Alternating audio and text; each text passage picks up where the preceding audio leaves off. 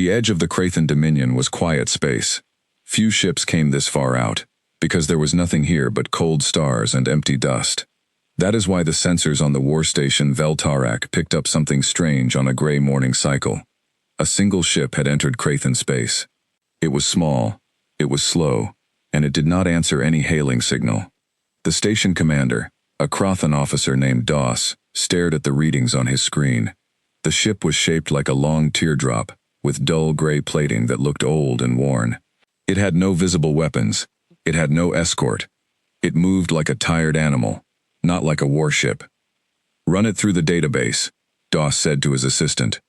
The assistant, a younger Krathen named Fen, tapped at his console. After a moment, he looked up with a strange expression. "Sir, the database says this ship matches the design of Earth vessels, human vessels." Doss laughed. It was a short, sharp laugh, the kind that came from surprise more than humor. "Humans? Out here? They barely have colonies past their own solar system. Why would one of their ships come all the way into Dominion territory?" Fen shrugged. "Maybe they are lost." "Maybe," Doss said. "Send a message to the capital. The king will want to see this." The Krathen Dominion was a large empire, built across 9 star systems, and ruled by King Vorlax, a proud and powerful leader. The Krathens were tall, scaled beings, with hard shells on their backs and sharp voices. They had fought many wars and won most of them. They believed strongly in strength, and they judged every species by the size of its fleet and the power of its weapons. Humans were not seen as a threat. In fact, humans were barely seen at all. The Dominion had only met humans a few times, mostly through trade contact at the far borders of known space. Those meetings had left the Krathens unimpressed. Human ships were small. Human weapons were weak. Human numbers were nothing compared to the endless armies of the Dominion. So when King Vorlax received the report about a lone human ship drifting into his territory, he was more curious than worried. "Bring it to the capital system," he ordered. "Do not destroy it yet. I want to see this ship with my own eyes. It has been a long time since I have had something to laugh at." The order went out, and a squadron of Krathen fighters was sent to intercept the strange ship. The fighters were fast, armed with plasma cannons, and flown by pilots who had trained since childhood for combat.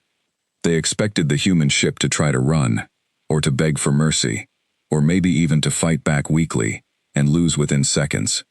Instead, the human ship did something none of them expected. It stopped moving completely, and waited. The lead pilot, a Krathen named Rurg, circled the ship twice before speaking into his comm. "This is Squadron Leader Rurg, of the Krathen Dominion. Identify yourself, and explain your presence in our territory." There was a pause. Then a voice answered, calm and steady, speaking in the common trade language used across many star systems. "This is Captain Elena Reyes, of the Earth vessel Meridian. We are not here to cause trouble. We wish to speak with your leadership." Rurg looked at his scanner. The ship truly had no weapons powered up, no shields active either, as far as he could tell. It was the strangest thing he had seen in years. Either the humans were foolish, or they were the bravest fools in the galaxy. "You will follow us to the capital," Rurg said. "Do not attempt anything unusual, or you will be destroyed." "Understood," Captain Reyes replied. "We will follow." The fighters escorted the Meridian through Krathen space, past massive war stations and fleets of gleaming battleships. Every Krathen who saw the small gray ship stared at it with a mix of confusion and amusement. It looked so plain, so weak, so very unlike anything that belonged in the Dominion's mighty fleet lanes. When the ship arrived at the capital planet of Krondor, it was brought into a massive docking bay built to hold ships 10 times its size. The Meridian looked tiny inside the bay, like a toy dropped into a giant's hand. King Vorlax himself came to see it. He arrived with a full guard of soldiers, all dressed in ceremonial armor that gleamed under the bay's bright lights. Vorlax was an impressive figure, tall even among his own kind, with a deep purple shell and eyes that shone gold.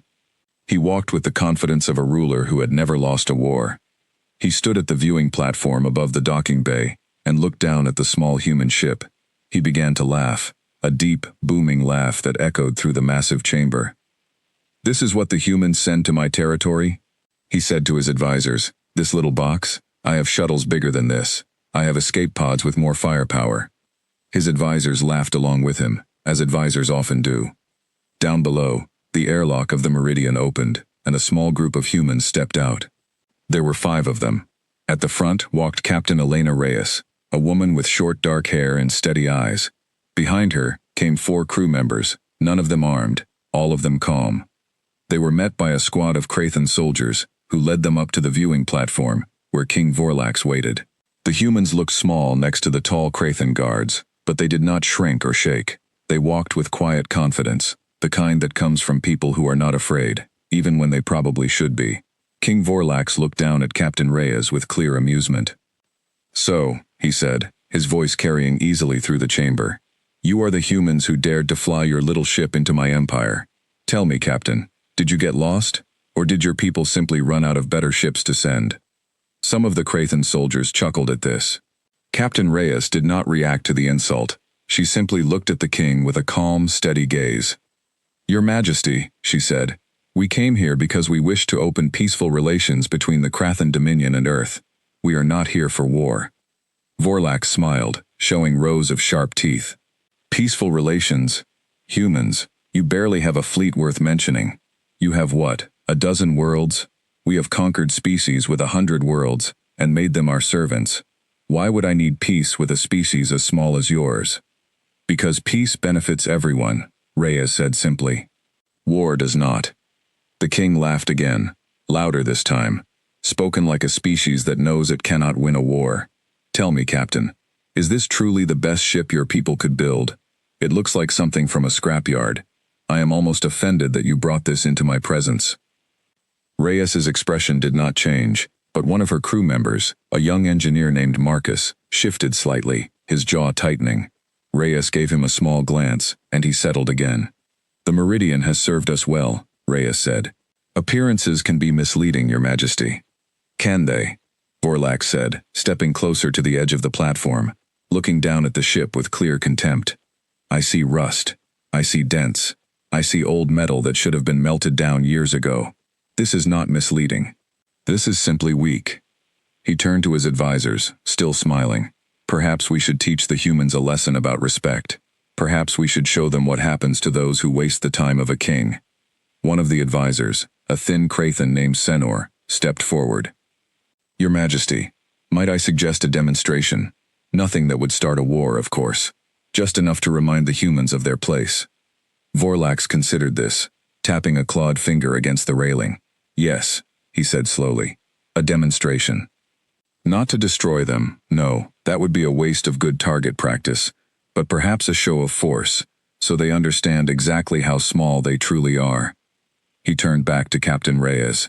"Your ship will remain here, in this bay, surrounded by my finest warships. You may return to it.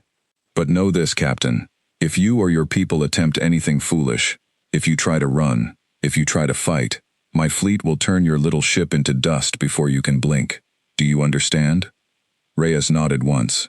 "We understand, Your Majesty. We have no intention of fighting. We only came to talk." "Then talk you shall," Vorlax said, waving a hand dismissively. "Tomorrow, you will meet with my council, and we will discuss whatever it is you wish to discuss. Tonight, you will sit in your rusty little ship and think about how small your people truly are compared to mine." The king turned and walked away, his guards following, his advisors still chuckling at his jokes. Captain Reyes watched him go, her face calm, though something in her eyes had grown sharper, more focused. The humans were led back down to the Meridian. As they walked, Marcus leaned toward the captain and spoke quietly. "That man has no idea what he just did, does he?" Reyes allowed herself a small, thin smile. "No," she said, "he doesn't, but he will." They boarded the ship, and the airlock sealed behind them. Outside, Krathan warships surrounded the Meridian on all sides, their weapons ready, their crews watching the small human vessel with lazy confidence. To them it was nothing, a curiosity, a joke to be shared at dinner tables across the capital that night. Inside the ship, Captain Reyes walked to the central command chair and sat down. She looked at her small crew, each of them waiting for her orders. "Well," she said, "he laughed at us. He called our ship weak. He called it rust and old metal." "He's not entirely wrong," Marcus said, glancing at a status panel. The outer plating does look pretty rough. Reyes almost smiled again. That's the point, Marcus. That's exactly the point. Begin the initialization sequence. Slow and quiet. Let's not startle our hosts just yet. Marcus nodded and moved to a console near the back of the bridge. He pressed a series of commands, and deep within the ship, something began to hum. It was a low, steady sound, almost like a heartbeat. Outside the ship, none of the Krathen crews noticed anything at first. The Meridian still looked the same, small, gray, dented, and old. But deep inside its hull, in layers hidden from any scanner the Krathens had ever built, something was waking up. It had taken humanity almost 50 years to build a ship like the Meridian. 50 years of research, of failure, of loss, and finally, of success. The ship did not look impressive because it was not meant to look impressive. It was meant to survive, it was meant to adapt, it was meant to change. And somewhere deep in its core, systems that had been dormant for the entire journey began, slowly and carefully, to stir. Captain Reyes leaned back in her chair and watched the King's fleet on her screen, ship after ship, all of them proud, all of them powerful, all of them completely unaware of what they were actually looking at. Let the King have his laugh tonight, she said quietly. Tomorrow, we'll show him something new. On the surface of Kron Dor, King Vorlax sat at a grand feast with his advisors, retelling the story of the little human ship to anyone who would listen, each version a little more exaggerated than the last. Across the table, his generals laughed along, raising their glasses to another easy victory over another weak species. None of them noticed the quiet reports beginning to trickle in from the docking bay, reports of strange readings, of small fluctuations in the Meridian's hull composition, of sensors picking up faint energy signatures they could not quite explain. None of them thought it was important enough to interrupt the King's feast. They would regret that soon enough. Morning on Kron Dor came with a pale orange light that spread across the capital city's tall towers. Inside the great council hall, King Vorlax sat upon his throne, still feeling pleased with himself after the previous night's feast. Today, he would meet with the humans again, and he was looking forward to more entertainment. Captain Reyes and her small crew were led into the hall by armed guards. The chamber was massive, built to remind visitors of the Dominion's power. Tall pillars carved with images of past Krathen victories lined the walls. Banners bearing the King's crest hung from the high ceiling. Everything about the room was designed to make outsiders feel small. Reyes walked in without any sign of being impressed. She had seen grand rooms before. She had also seen what happened to empires that cared more about grand rooms than about readiness. "Ah, Captain," Vorlax said from his throne, his voice booming through the chamber. "I trust you slept well in your rusty little ship?" "We slept fine, Your Majesty," Reyes replied evenly. "Good, good." Vorlax leaned forward, resting his elbows on the arms of his throne. "Now, tell me again why I should waste my time speaking with a species that cannot even build a proper warship." "We are not here to discuss warships," Reyes said. "We are here to discuss trade routes, shared borders, and the possibility of peaceful coexistence between our peoples." Vorlax waved a hand. "Peaceful coexistence, such soft words. In my experience, Captain, peace is only useful between equals, and humans are not our equals. You are, at best, a minor species at the edge of known space. A curiosity, nothing more." One of the King's generals, a broad-shouldered Krathen named Tholrek, stepped forward. "Your Majesty, if I may. We have been monitoring the human ship since it arrived. Our scanners picked up unusual energy readings overnight. Small, but present." Vorlax raised an eyebrow ridge. "Unusual how?" "We are not certain," Tholrek admitted. "The readings are faint. It could be nothing more than an old power system running inefficiently. The ship does look quite worn." Vorlax laughed. "There it is. Even their machines cannot run properly." "Perhaps that explains the readings, General. Old junk, sputtering and coughing like a dying engine." Reyes said nothing, letting the King enjoy his joke. Beside her, Marcus shifted slightly, but kept his face neutral, just as she had instructed him before they left the ship that morning. Vorlax turned his attention back to Reyes. "Very well, Captain. Let us discuss your little trade proposal, though I doubt the Dominion has much use for whatever meager goods your people can offer." The meeting continued for nearly 2 hours. Reyes spoke carefully, offering reasonable terms. proposing shared trade lanes along the border systems, suggesting exchange programs for scientific research. Vorlax mostly mocked each proposal, finding some reason to dismiss it, though his advisors quietly noted that many of the terms were, in fact, quite fair. Near the end of the meeting, an aide rushed into the chamber, whispering urgently into General Thulrek's ear. Thulrek's expression shifted, just slightly, from confident to concerned. "Your Majesty," he said, stepping toward the throne, "there is something you should see." Vorlax frowned at the interruption, but waved for a viewing screen to be brought forward. On it appeared a live feed from the docking bay where the Meridian was held. The image showed the small ship, still surrounded by Krathan warships. But something was different. The dull gray plating that had covered the Meridian's hull the night before now had a faint shimmer to it, like the surface of still water catching sunlight. In several places, the metal seemed to ripple slightly, as if something beneath the surface was moving. "What is this?" Vorlax demanded. Thulrek shook his head. "We do not know, Your Majesty. The dock crew reported it just minutes ago. The hull composition appears to be changing. Our scanners cannot get a clear reading." Vorlax's amused expression faded into something more serious. He turned toward Captain Reyes. "Explain this, Captain." Reyes glanced at the screen, then back at the king, her expression calm. "Our ship is old, Your Majesty. Sometimes it needs to make small repairs to itself while docked. Nothing to be concerned about." "Repairs?" Vorlax said sharply. "That does not look like repairs. That looks like something is happening to your ship, and I want to know exactly what." "With respect," Reyes said, "the Meridian is our vessel, built and maintained by our engineers, using our own technology. Just as you would not explain every detail of your fleet's systems to a stranger, I hope you understand why I cannot explain every detail of ours." Vorlax's gold eyes narrowed. For a moment, the amusement was gone from his face entirely, replaced by something colder, more calculating. He was a king who had built an empire through strength, and though he mocked the humans openly, some old instinct in him recognized that something unusual was happening, something he did not fully understand. "General Thulrek," he said slowly, "increase security around the human vessel. Double the guard. If anything else changes, I want to know immediately." "Yes, Your Majesty." Vorlax turned back to Reyes, forcing his easy smile to return, though it did not quite reach his eyes this time. "Well, Captain, it seems our meeting has run long enough for today. We will continue discussions tomorrow.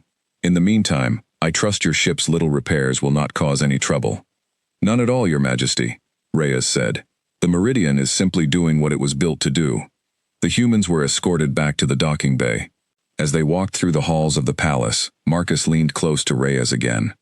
"That was closer than I expected," he murmured. "They noticed faster than the projections said they would." "The Krathans are proud, not stupid," Reyes replied quietly. "Pride makes people slow to react, not blind. We need to be careful." Back at the Meridian, the ship's engineer, a quiet man named Dr. Hassan Farid, met them at the airlock, his face tight with concern. "Captain, we have a problem," he said, as soon as the airlock sealed. "The adaptive plating activated faster than we planned. I think the initialization sequence triggered a partial response, instead of staying fully dormant." "How partial?" Reyes asked, already walking toward the engineering deck. "About 12% of the hull has begun restructuring," Farid said, following her. "It's not dangerous, not yet. But if the Krathans keep scanning us, they're going to start noticing patterns. The material isn't behaving like normal metal anymore. It's behaving like it's alive." They reached the engineering deck, where banks of screens displayed the ship's internal systems. On one screen, a diagram of the Meridian's hull showed sections glowing faintly, indicating areas where the material was actively changing. "Can we slow it down?" Reyes asked. Farid shook his head. "Not without risking a full shutdown of the system, and if we shut it down now, mid-transition, we could damage the integrity of the whole hull. It's better to let it continue at its current pace. We have maybe 2 more days before the change becomes visible enough that even Krathan sensors will be able to tell exactly what it is." Reyes considered this for a long moment. "Then we need to finish our business here quickly. 2 days. We push the negotiations, we gather what information we can about their fleet strength and their border defenses, and then we prepare for the possibility that this meeting does not end peacefully." "You think the king will attack us?" Marcus asked. I think, Reyes said slowly, that King Vorlax is a man who has never lost. He has built his entire identity around strength and dominance. When he realizes what our ship actually is, he will not react with curiosity. He will react with anger, because he will see it as an insult, as if we tricked him. And angry kings do dangerous things. Farid nodded grimly. Then we should prepare defensive systems just in case, even if we can't bring them fully online yet. Do it quietly, Reyes said. No sudden power spikes. No obvious signs. Let the ship keep changing at its own pace, but make sure that when the time comes, we're ready to use whatever capability we have, even if it's incomplete. Over the following hours, the crew worked carefully, monitoring the slow transformation happening within their ship's structure. Outside, Krathan guards watched the Meridian with growing suspicion, some of them beginning to whisper among themselves about the strange shimmer that occasionally passed across its hull. That evening, King Vorlax sat alone in his private chambers, staring at reports his scientists had prepared about the human ship. The data was frustratingly incomplete. Whatever material made up the Meridian's hull, it did not match anything in the Dominion's records. It was not simply reflecting light differently. It was actively changing, molecule by molecule, in ways that defied easy explanation.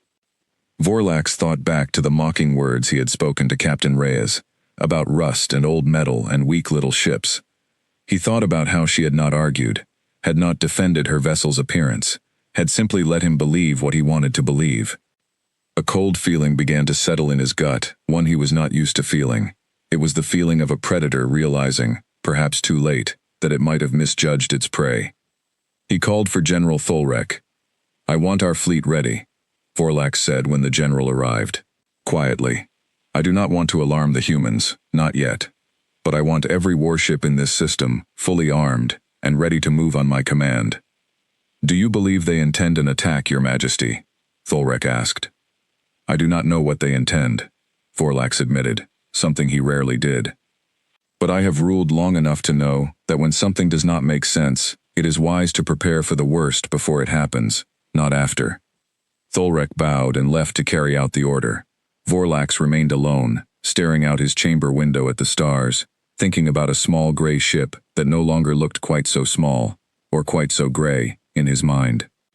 Somewhere far below, in the great docking bay, the Meridian sat quietly among its Krathan guards, its hull continuing its slow, patient transformation, layer by layer, preparing itself for whatever might come next.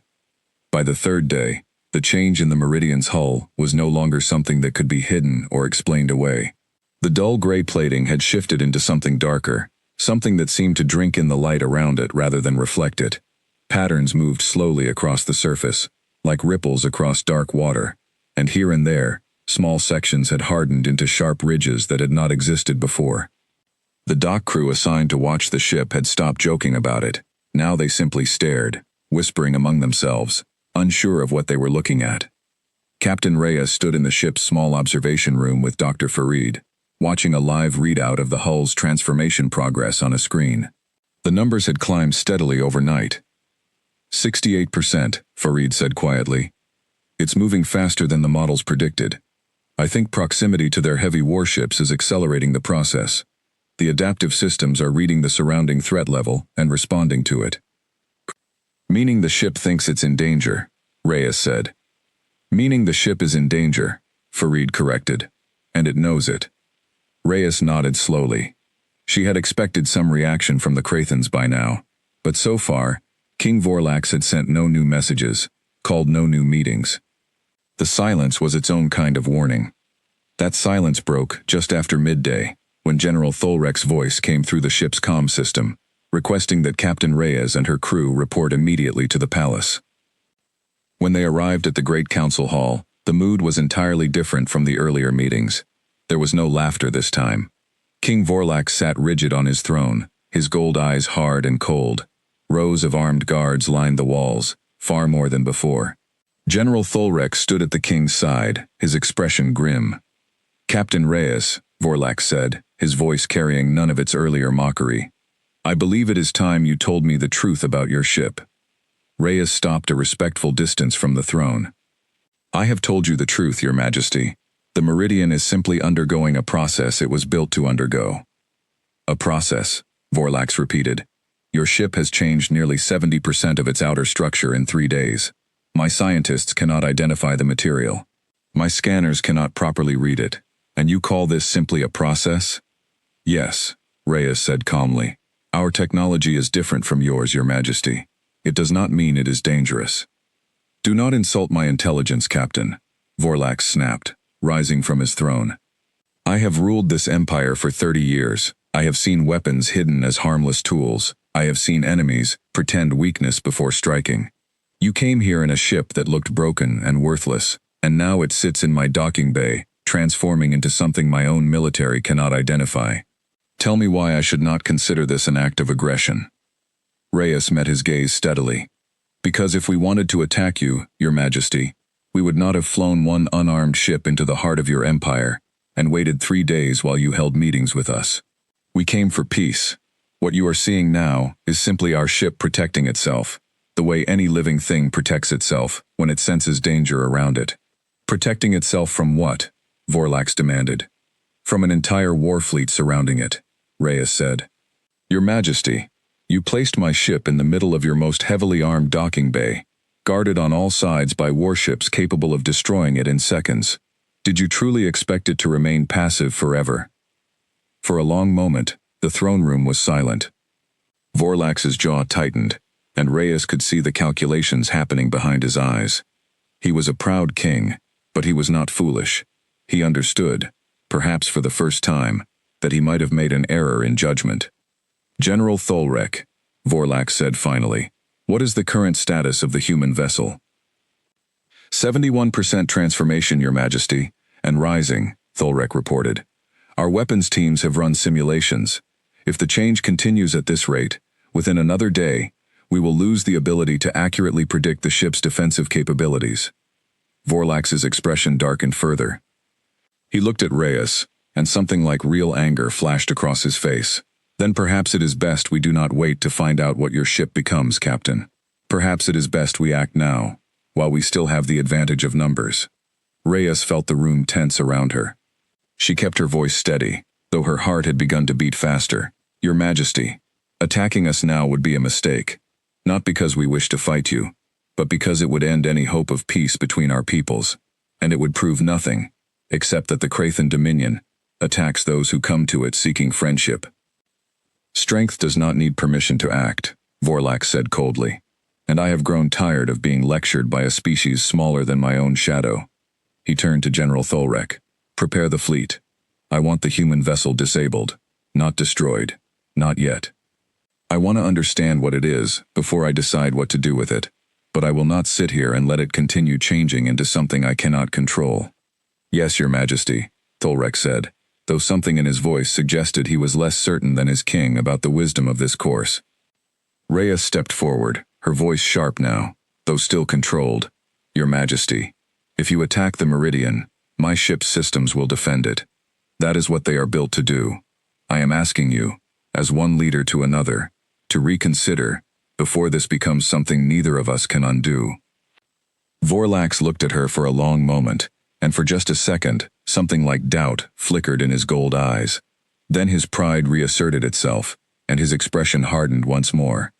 Return to your ship, Captain, he said. You have 1 hour before my fleet moves. If you wish to avoid conflict, I suggest you use that hour to explain to your crew exactly what is about to happen to them. The humans were escorted from the palace under heavy guard. Once back aboard the Meridian, Reyes gathered her crew in the command room. He's going to attack, she said simply. We knew this was possible, Farid said. How bad is it? He's giving us an hour, Reyes said. After that, the entire docking bay fleet moves against us. Marcus's face had gone pale, but his voice was steady. What's our status, Doctor? Farid checked his readout. 74% transformation. The defensive systems are still not fully active, but we're close. If they attack now, we'll have partial capability, maybe enough to survive the initial strike, but not enough to fight back effectively. Then we use the hour, Reyes said. Push everything we can into acceleration.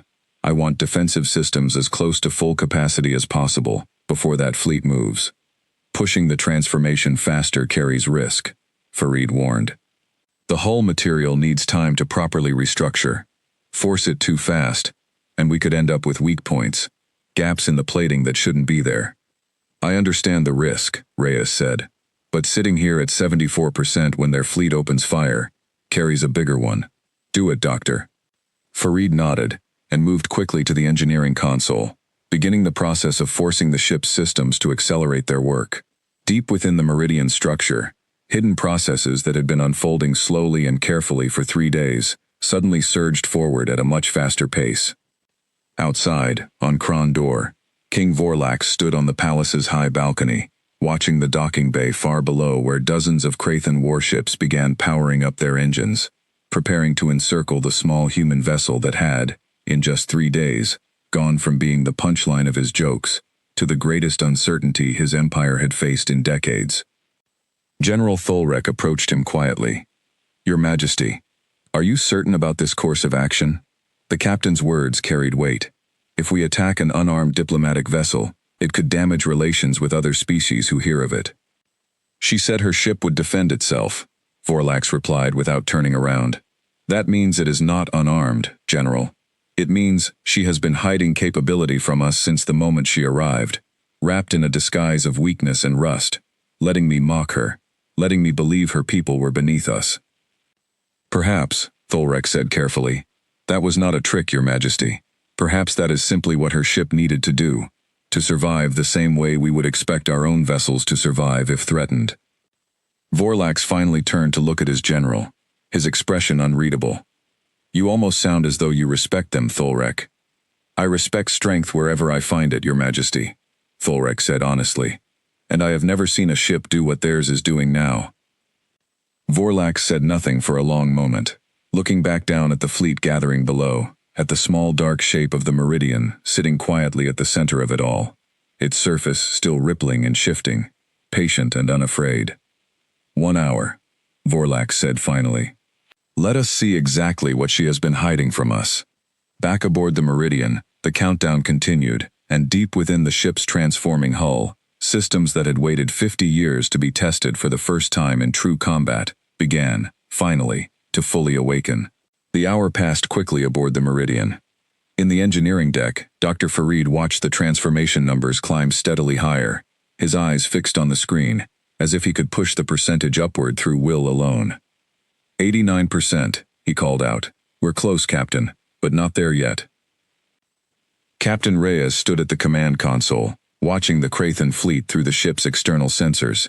Dozens of warships had formed a tight ring around the Meridian, their weapon systems glowing with charged energy, waiting only for the King's order. "Time remaining?" she asked. 4 minutes, Marcus reported from his station. Reyes took a slow breath. "Everyone, listen carefully. When they open fire, our shields will be operating at partial capacity.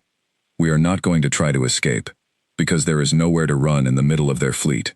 We are going to hold our position and let the ship do what it was built to do. Trust the systems. Trust the design.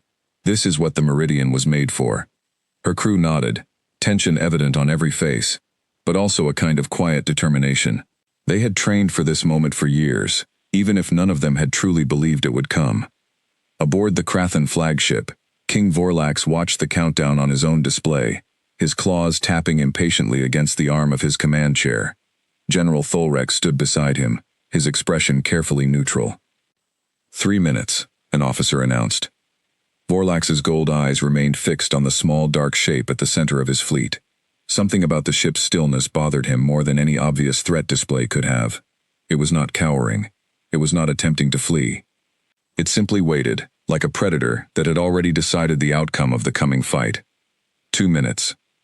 "General," Vorlax said quietly, "have the outer ring of ships ready their disabling weapons first. I still want the vessel intact enough to study, if possible." "Yes, Your Majesty," Tholrek said, relaying the order. 1 minute. Aboard the Meridian, Dr. Farid's voice cut through the tense silence of the command room. 96%. 97. "It's not going to finish in time, Captain." "Then we fight at 97%, Reyes said calmly. "All hands, brace for impact."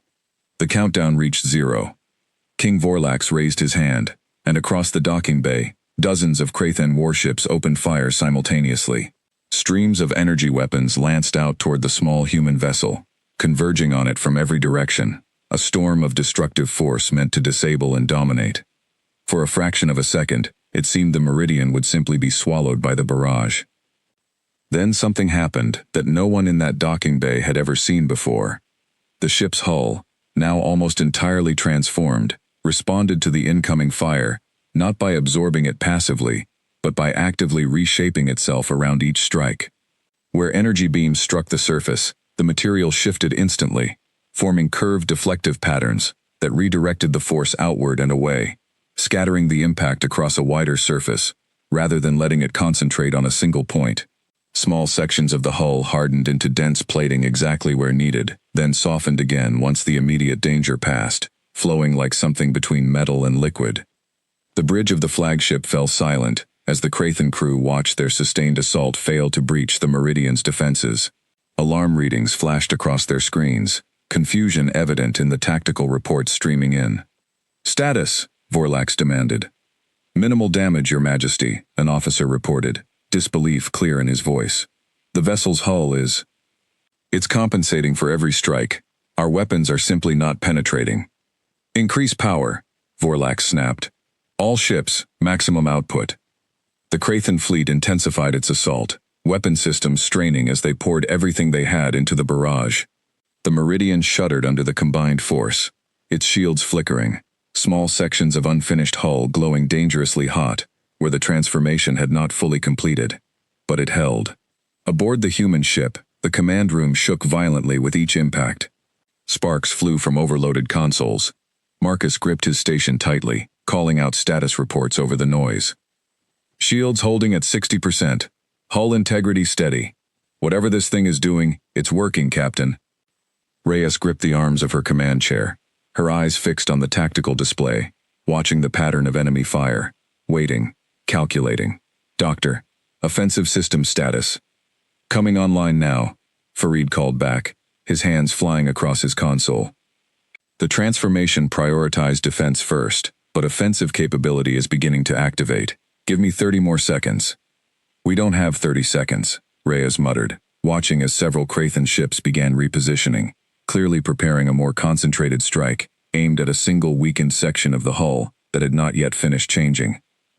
She made a decision. "Marcus, redirect all remaining shield power to Grid 7, the weak point they're targeting. Everyone else, hold on tight." The Krathen ships fired their concentrated volley, dozens of beams converging on the same point at once.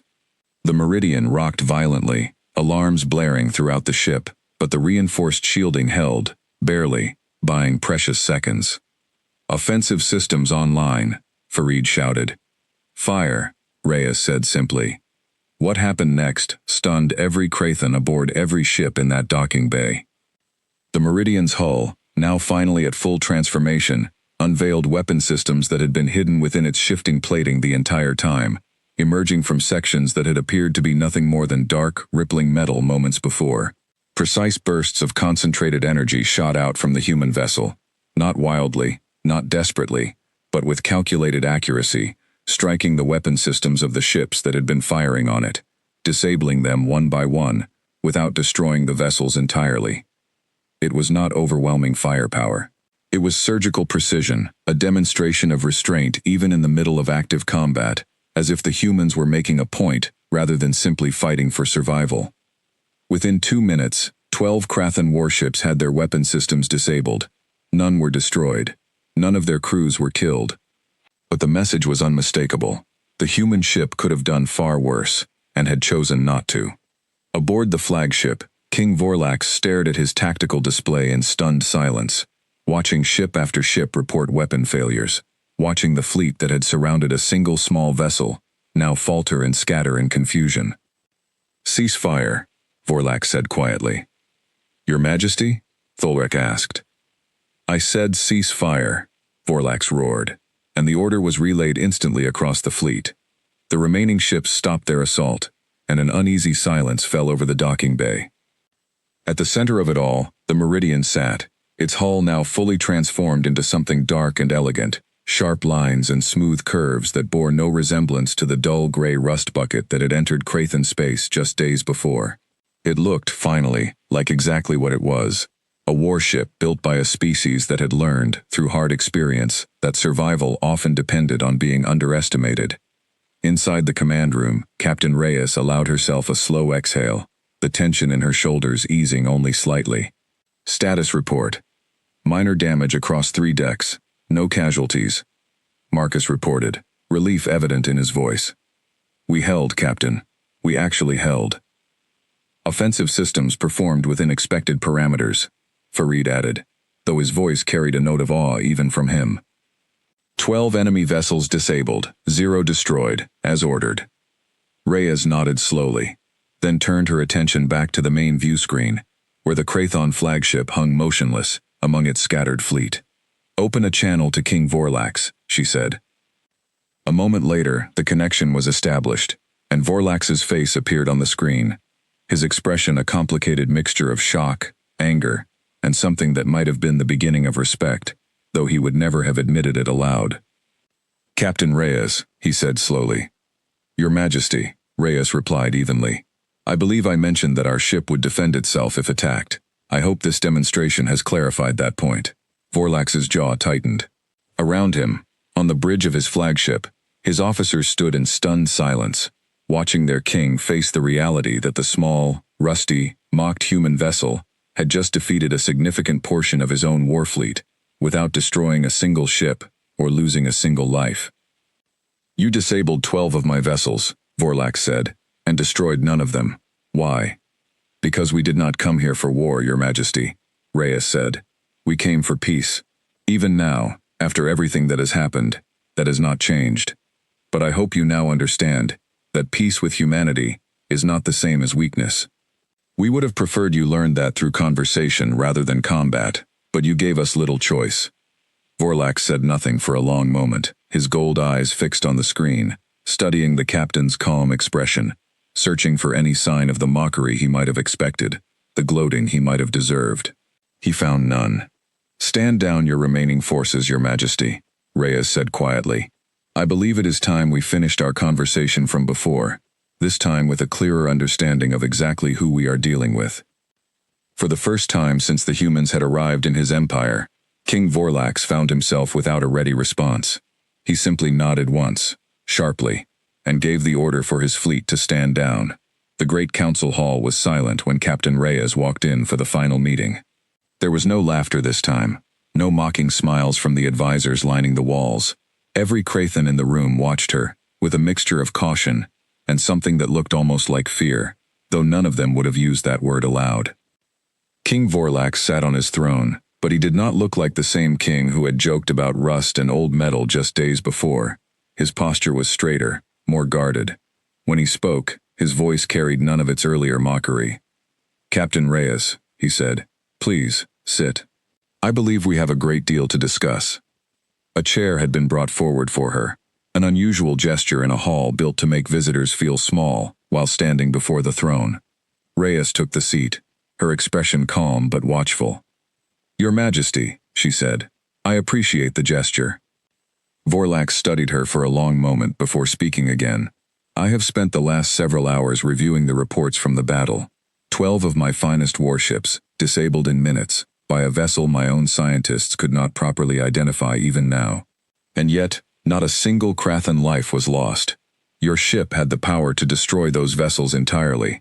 It chose not to. I would like to understand why. Reyes considered her words carefully. Because destruction was never our goal, Your Majesty. Even when your fleet attacked us, our purpose remained the same as when we first arrived. To establish peaceful relations between the Crathan Dominion and Earth. Killing your soldiers would not have helped that goal. It would have only made an enemy, where we hoped to find a friend. Even after I mocked your ship, insulted your people, ordered an attack against you? Yes, Reyes said simply. Anger is easy, Your Majesty. Building something lasting is harder. My people learned a long time ago that reacting with anger to every insult leads nowhere good. Vorlax leaned back in his throne, considering this. Tell me about your ship, Captain. Tell me what it truly is, and how a species I considered minor could build something so far beyond anything in my own fleet. Reyes glanced at General Thulrek, who stood near the throne, listening intently, then back at the king. The Meridian is what we call an adaptive vessel. Its hull is made from a material our scientists developed after a period of great difficulty in our history, when Earth nearly lost everything to threats we were not prepared to face. We learned, through hard experience, that rigid strength alone was not enough to survive. We needed our technology to be able to change, to adapt to whatever danger it encountered, the same way living creatures adapt to survive in a changing environment. So your ship is alive? Vorlax asked. Not alive in the way you or I are alive, Reyes said, but it responds to its environment the way something living might. When it senses danger, it changes to meet that danger, reinforcing weak points, hiding capability until it is needed, conserving resources until the moment they matter most. It is not simply a machine. It is closer to a partner that grows alongside its crew. Vorlax was quiet for a long moment. And you sent this ship, alone and seemingly harmless, into the heart of my empire, knowing it would be surrounded, knowing it would likely be tested. Yes, Reyes admitted. It was a calculated risk. We needed to know how the Krathan Dominion would respond to a vulnerable-looking vessel entering your territory, whether you would choose curiosity and diplomacy, or aggression and dominance. The answer, unfortunately, leaned toward the latter, at least initially. You tested us, Vorlax said, and for the first time, something like respect flickered across his features, mixed with the sting of realizing he had, in some sense, failed that test. We did not wish to test you unfairly, Your Majesty, Rey said, but first contact between species is always uncertain. We chose to approach carefully, prepared for the possibility of conflict, while hoping for the possibility of peace. I am glad that despite everything, we still have the chance to find that peace now. Vorlax rose slowly from his throne and walked down the steps toward Reyes, an act that visibly surprised several of his advisors. He stopped a few feet from her chair, looking down at the human captain who had, through patience and restraint, shown him something about strength that 30 years of ruling an empire had never taught him. I have built my reign on the belief that strength alone determines respect, Vorlax said quietly. I judged your people by the size of your fleet and the appearance of your ships, and I was wrong to do so. Strength, I am beginning to understand, is not only measured in weapons and warships, it is measured in restraint, in patience, in the choice not to destroy an enemy, even when you have every capability to do so. Strength that destroys everything in its path eventually finds nothing left to rule, Reyes said gently. We believe true strength lies in knowing when to hold back, as much as knowing when to act. Vorlax nodded slowly, a gesture that seemed to cost him something, though he did not look diminished by it. If anything, he seemed to stand a little taller, as though he had learned something valuable, rather than simply lost an argument. General Thulrek, he said, turning to his general, prepare formal terms for a peace agreement between the Krathan Dominion and Earth. I want fair trade routes established along our shared borders, as Captain Reyes originally proposed. I want an exchange program for scientific cooperation, though I suspect we have far more to learn from them than they do from us at this point. Thulrek bowed. It will be done, Your Majesty. Vorlax turned back to Reyes. I owe you an apology, Captain, for the words I spoke when you first arrived. I called your ship weak. I called it rust and worthless metal. I mocked your people in front of my entire court. You judged what you could see, Your Majesty, Reyes said. That is a common mistake, even among the wisest leaders. What matters now is what we choose to build from here. Indeed, Vorlax said. He extended a clawed hand toward her, an old gesture of respect among his people, one usually reserved for equals. Let us build something worth remembering, Captain Reyes. Something better than the mistake I nearly made. Reyes stood and took his hand, shaking it firmly despite the difference in their sizes and species. I would like that very much, Your Majesty. Word of the encounter spread quickly across the Krathan Dominion, and eventually, far beyond its borders. The story of the small human ship that had entered enemy territory looking weak, endured mockery and threats, and then calmly defeated a dozen warships without killing a single soul, traveled from system to system, growing slightly with each retelling, as such stories often do. Other species who had long dismissed humanity as a minor, unimportant power, began to look at Earth's ships differently after that day. Diplomats who had once ignored human requests for meetings suddenly found time in their schedules. Traders who had once offered humanity the worst deals available began negotiating more fairly, unwilling to risk insulting a species capable of what the Meridian had shown at Krondor. Aboard the Meridian, as it finally departed Krathon space several weeks later, its hull now permanently settled into its new, transformed state, Captain Reyes stood at the observation window, watching the stars stretch out ahead of her ship. Marcus joined her quietly.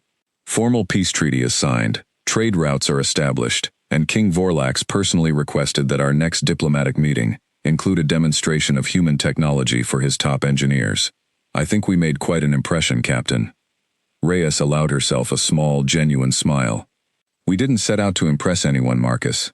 We set out to prove that being underestimated doesn't mean being weak. Sometimes the quietest ship in the room is the one you should be watching most closely. The king certainly learned that the hard way, Marcus said. Let's hope he's not the only one who remembers the lesson, Reyes replied, turning back to the view screen as the Meridian's engines hummed to life, carrying them onward, toward whatever new challenges and new first meetings awaited humanity among the stars. Behind them, the Krathon Dominion continued about its business, forever changed by 3 strange days, when a mocked, rusty little ship had reminded an entire empire that true strength is rarely loud, and the ones who laugh first are not always the ones who have the last word.